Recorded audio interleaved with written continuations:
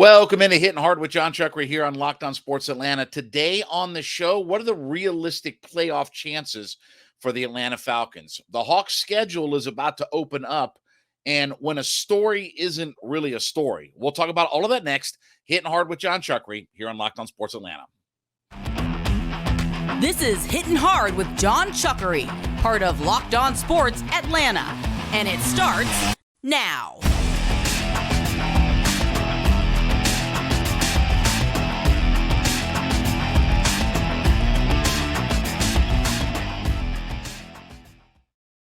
Welcome into this Tuesday edition of Hitting Hard with Jon Chuckery here on Locked On Sports Atlanta. We are brought to you by Bet Online.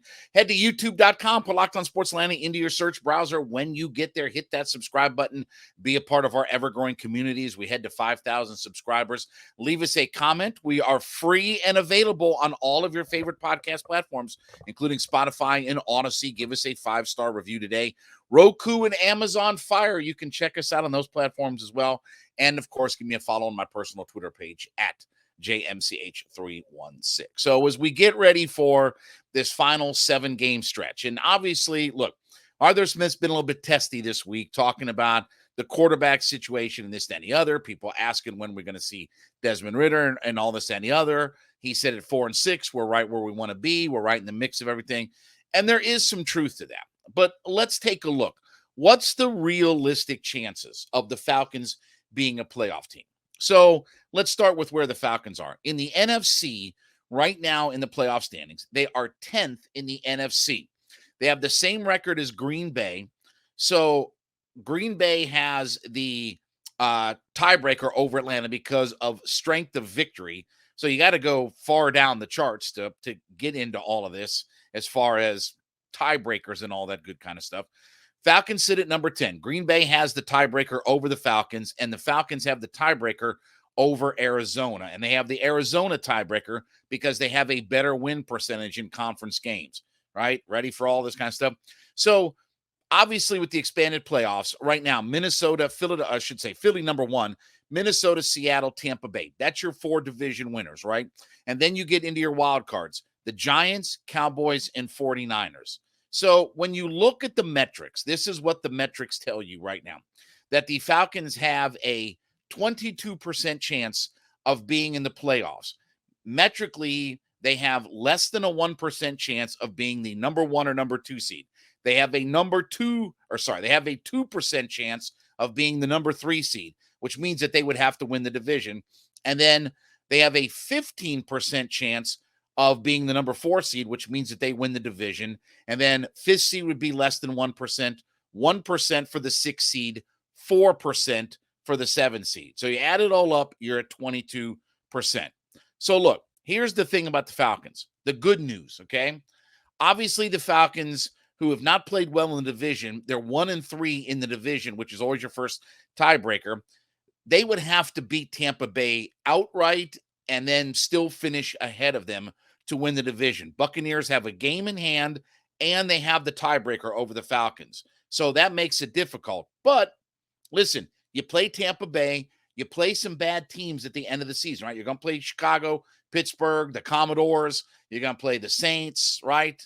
Arizona. We'll talk about that in just a second. But you're going to play enough bad teams that you have a shot. Now, the other problem, though, is Tampa Bay is going to play a lot of those teams as well. When you look at Tampa Bay's schedule, they've got the Browns, who are in free fall mode right now. Saints are not good. They got to go to San Francisco, okay? They get the Bungles at home. They go to Arizona, but then they get Carolina and the Falcons to end the season. So they've got some games that they absolutely can win. And look, they've already played Baltimore, right? They've already played Pittsburgh, some of those teams that the Falcons have to play yet on their schedule. So there are a few common opponents, but, obviously the head-to-head matchup, a big thing there. Now, the other part of this, too, is when you look at the Falcons, they get to play Arizona and they get to play the Commodores. I know they're the Commanders, but I call them the Commodores. They get to play Washington as well. So they do have Washington and Arizona on their schedule that if you're trying to separate from Arizona or move up to try to catch Washington, you've at least got them on your schedule.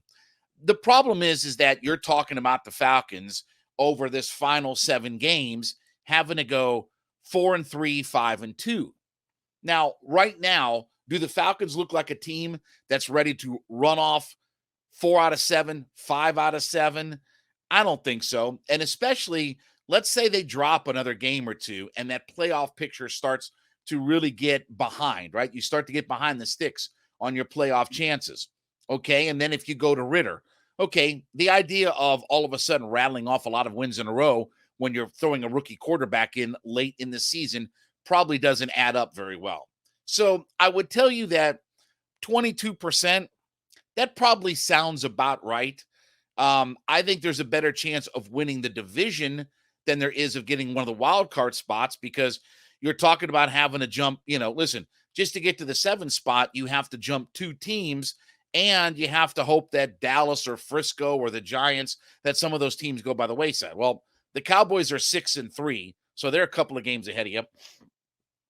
Giants are 7-2.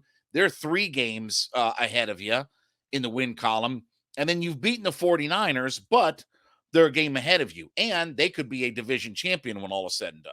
So, look, we came into this year hoping for growth, hoping that the Falcons could do some things. I said that the Falcons would be a 6-win team at the end of the year. I nailed it last year. I said 7 wins. Thought they'd be 6 wins this year.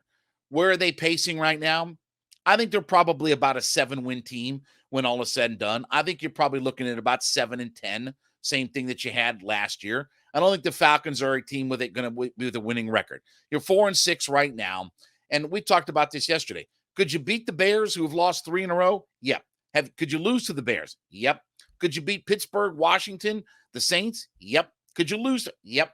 Every game for the Falcons right now is just week by week by week by week. You literally have to take it 1 week at a time. It's way too hard to project what this team can do over a 3, 4, 5, 7 game stretch.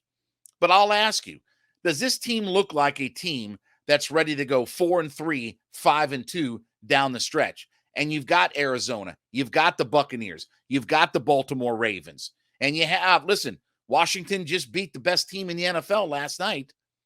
And we've seen Taylor Heineke before. We saw him, last year, the year before. He hucked it all around on us. So this team is such a no guarantees organization right now that the idea of, because you're going to have to be at or above 500 to get yourself in the playoffs. Like, I don't think 7-10 is not going to get you a playoff spot. Again, look at the teams right now. The final playoff spot is held by San Francisco.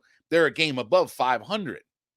So you're still going to have to be probably 9-8 to get yourself in the playoff picture. Well, for the Falcons, that means going 5-2 down the stretch. Do they look like a team that's ready to go 5-2 down the stretch? Whether Mariota's the quarterback, whether they go bring Matt Ryan back, or whether they go play Desmond Ridder, do they look like they're ready to be a 5-2 team? I don't think so. It's too many questions on defense. Still a lot of issues there. Still struggling with what their offensive identity is. Yes, they run the football so well, but they're not a very balanced offense by any stretch of the imagination. So do I think the Falcons will be a playoff team? No. I don't expect them to be a playoff team. I expect them to be probably in that 6 to 7 win window, like I figured that they would. And if that's the case, okay. Again, they're not one of the worst teams in the NFL. They're probably not one of the better teams. Well, not probably. They're not one of the better teams in the NFL. But they're sort of in that middle. And just because of the league and the conference and everything has been bad doesn't mean that the Falcons can easily take advantage of that. They are the ultimate 1 week at a time. We'll know a lot about on Sunday, because if they lose to the Bears on their home field, I can see this thing starting to go sideways. I can see this thing starting to trend in a very negative direction. So, but this could be very much a swing game on Sunday. I want to talk about my friends over at Bet Online. Listen, betonline.net is your number one source for all of your sports wagering information. You want to get in on NFL action? You had a big game last night. Listen, Washington was an 11-point underdog and won outright in that game. Did you get in on all that? You probably made some money if you did. We got college basketball season that is now cranked up and official. In fact, Duke and Kansas going to play tonight, right before they do the college football playoff. Speaking of which, college football playoff, we're headed down to the final couple of weeks, and then we're going to get into bowl game season. Whatever it is you want to get in on, BetOnline and betonline.net, it has all of your action available to you. So it's very simple. Take that mobile device, right? Easy as could be. Put on your mobile device, betonline.net. Check out all of the news and information, stats, scores, podcast news and information. And you can get in on all of the wagering action at betonline.net. So take your mobile device, head to betonline.net today, get in on all of the action that's available to you. BetOnline.net is where the action starts. So last night, good win for the Atlanta Hawks, right? And by the way, I want to mention, make Locked On Sports Today your second listen every day, as the biggest stories of the day, instant reactions, big game recaps, and the take of the day is available to you. You can check out Locked On Sports Today on the Odyssey app, YouTube, or wherever you get your podcast from. So good win last night against the Milwaukee Bucks, who are what? They're 2-1 now against the Bucks this season. So Hawks off to a really good start. But this is what's interesting, okay? Starting in a week from tomorrow night. So you've got Boston tomorrow night. You've got Toronto on Saturday, Monday in Cleveland. But then starting next Wednesday, the day before Thanksgiving, start looking at the Hawks schedule between then and the end of the year, literally to December 30th. Look at the teams that they're going to play. The Sacramento Queens, Houston, Miami, Philly, Orlando, Denver, Oklahoma City, the Knicks, Brooklyn, Bulls, Memphis, Charlotte, Detroit, Indiana, and then they'll play Brooklyn and the LA Lakers in State Farm Arena before they get out west and go play Golden State, the Lakers, Sacramento, the Clippers, and all that. So if you start from next Wednesday until the end of the year in that 19-game stretch, as it stands right now, and this could change, the Hawks will only play 2 teams that are currently above 500. 2. Only 2 teams that are currently above 500.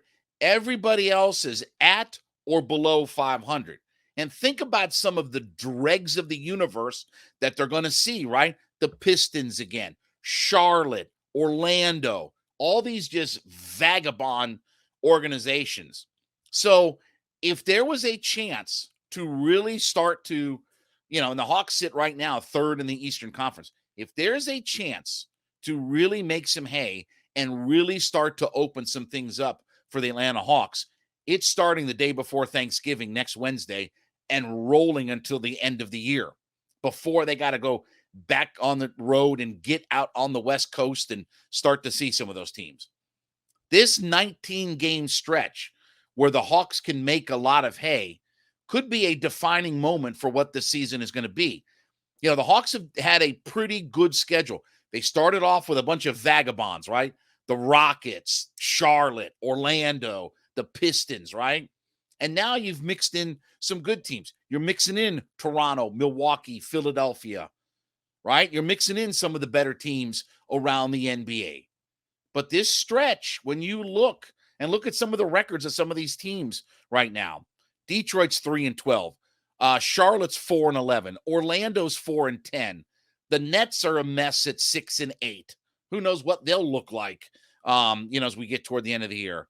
Chicago is 6-8 on the season. The Knicks, of course, 6-7, and we beat them up in Madison Square Garden. Hawks are going to go play them again up in Madison Square Garden.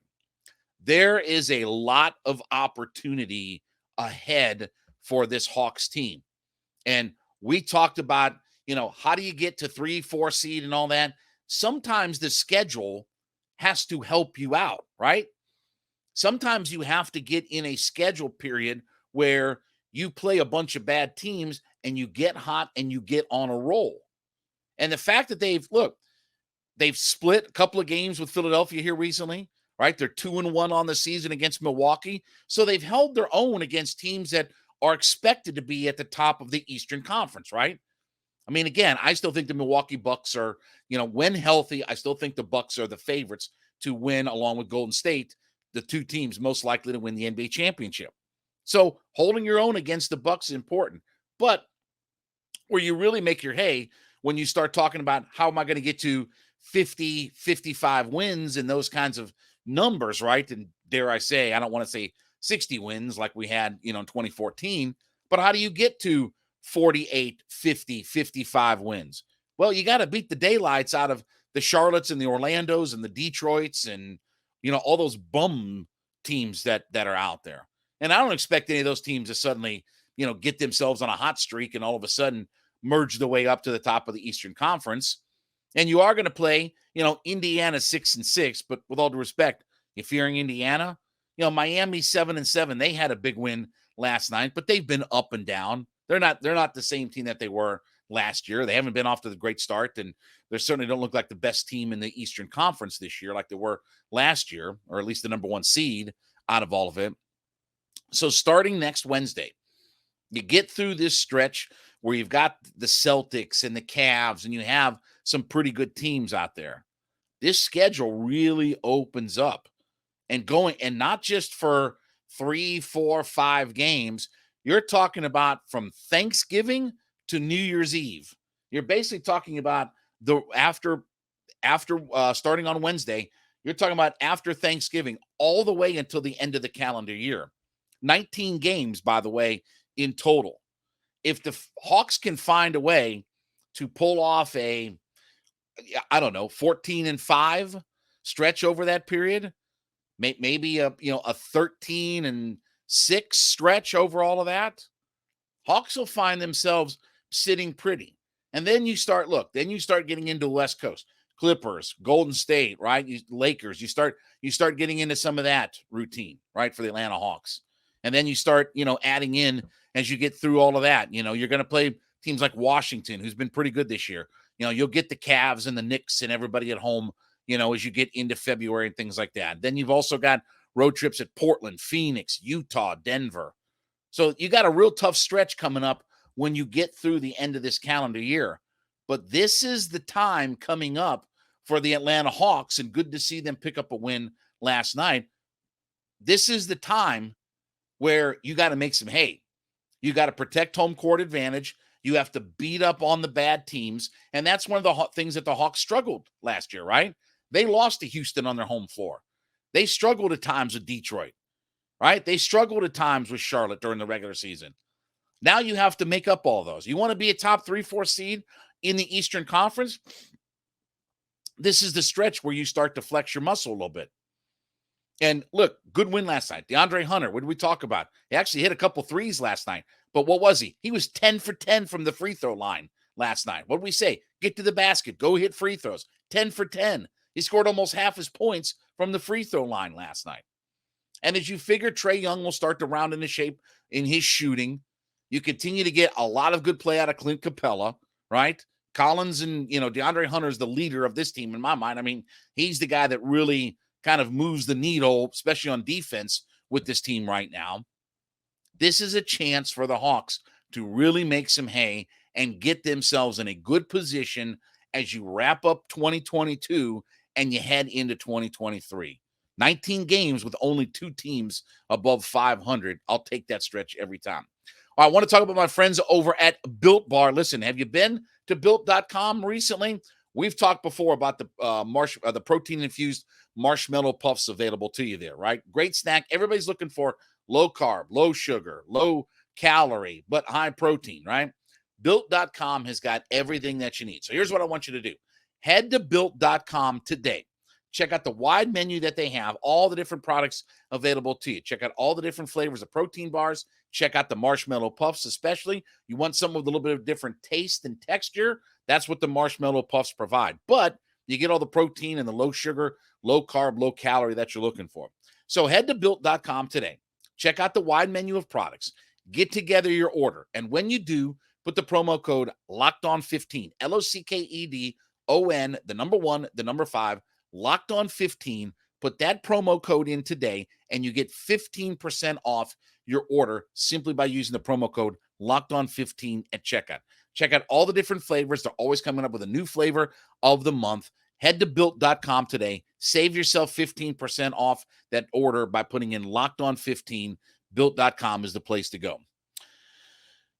When is a story not a story? So I saw this like running wild on my Twitter timeline this morning. Well, Ken Rosenthal confirms that the Braves aren't going to trade Ronald Acuna Jr.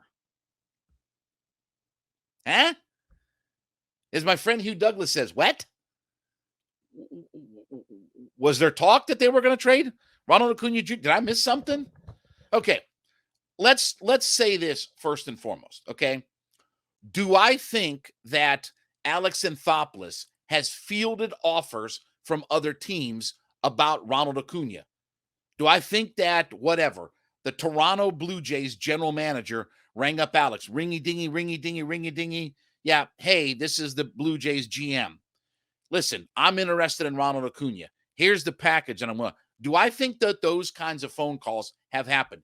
Yes, they happen every day. Do I think that Alex Anthopoulos has talked to other GMs? And it's not been Mr. Anthopoulos, the Blue Jays GM is on the phone. Click. No, I think he's taken those calls because he wouldn't be doing his job as a GM if he doesn't listen to phone calls. What if he gets a phone call that says, yeah, this is the California Angels. Yeah, we want to trade Ohtani and Mike Trout for Ronald Acuna Jr. You don't listen to that phone call? Of course you do. His job is to make your team better tomorrow than it was today. So I got no issue with listening to the phone call. But what's the realistic? What's reality? Is there any reality to the idea of trading Ronald Acuna Jr. or one of their young assets? No. And I saw something on MLB Network the other day, a clip that's floating around where the guy's like, well, harumph, if Dansby Swanson gets a higher AAV than Ronald Acuna, he's going to be mad and he's going to want out of Atlanta. Huh? Where are you getting that? What do these blue checkmark media people get their information from? What is it? You buy a case of Cracker Jacks and you open up all the boxes and hope you find a piece of information or a golden nugget? Again, everybody on the team has a higher AAV than Ronnie. Ronnie's a $15 million player, by the way, if you haven't looked on the cap this year. Everybody's had a higher AAV. Olsen's got a higher AAV. Riley's got a higher AAV. Max Fried's about to have a higher AAV when he signs a contract. Everybody's got a higher AAV than what Ronald Acuna Jr. has because he signed it years ago and the contract is more backloaded. Everybody's got a higher AAV than what he has. Charlie Morton's on 1 year and got a higher AAV than what Ronnie does. So again, that argument from the blue check is stupid. Just call it what it is. It's a stupid argument. Now, again, do I think Alex Anthopoulos has fielded phone calls? Of course. As a GM, you listen. But this isn't fantasy league. This is about what the guy is, what he means, and this, then the other. And I think that there are probably GMs around baseball that think that, well, Ronnie didn't have a good year and all this and the other, and maybe he's available and they struggle. No, he's coming off major surgery. He didn't have the kind of year that we hoped, but you see, go look at the record when he plays. He's kind of one of the heart and soul players of this organization. He's arguably one of the 1, 2, 3 best young players in all of Major League Baseball. Yeah, if you come up with a package that completely blows you out of the water, again, Trout and Ohtani, right, and throw in somebody else, yeah, then you probably have a realistic conversation about what do we do with Ronald. But short of those kinds of conversations, you listen. You have these conversations all the time. You don't think that he's fielded conversations about Olsen, Ozzie. You don't think he fielded a whole bunch of conversations about Dansby Swanson throughout the year? You don't think come the trade deadline with no contract in place, you don't think he got 100 calls about Dansby Swanson and what his availability is? Of course. That's sports. But this idea that Ken Rosenthal is breaking news because he's got a blue check mark that he didn't have to pay for, that, well, the Braves have said they're not going to try. Yeah, we all knew that. Why didn't you call me? Pick up the phone, ringy-dingy, Chuckery. Hey, what's up? They trading Ronnie? No. Okay, let me run with it. And you got your blue check, and you still got your blue check mark for it. You don't lose it. These things are getting ridiculous about what is a story and what's not a story, right? Oh, well, Ken Rosenthal confirmed it. It must be true. Oh, okay. Well, guess what? I could have confirmed it 2 weeks ahead 2 weeks before that, and it'd have been just as accurate. And I don't have the blue check mark and all that good kind of stuff that Ken Rosenthal does and his sources. these things become ridiculous. It's fodder. The Braves are in their World Series window, right?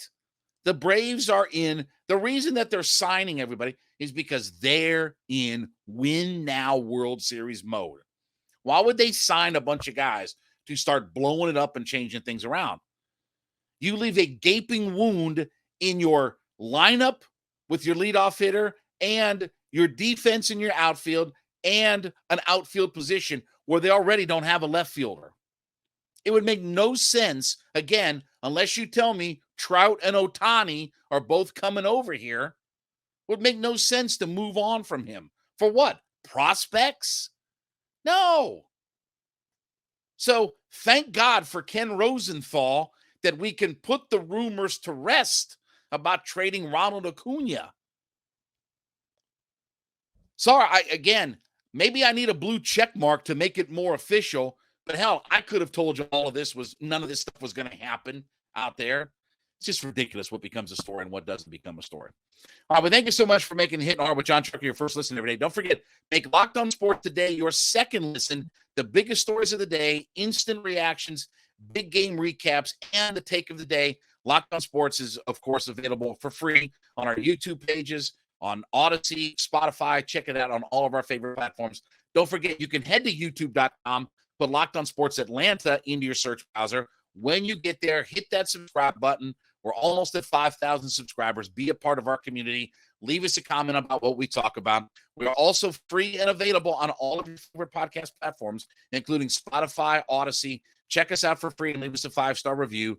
Roku and Amazon Fire, free and available there as well. Check us out on all of those platforms. Then give me a follow on my personal Twitter page at JMCH316. Back with you for a Hump Day edition tomorrow. This has been Hittin Hard with Jon Chuckery, Locked On Sports Atlanta.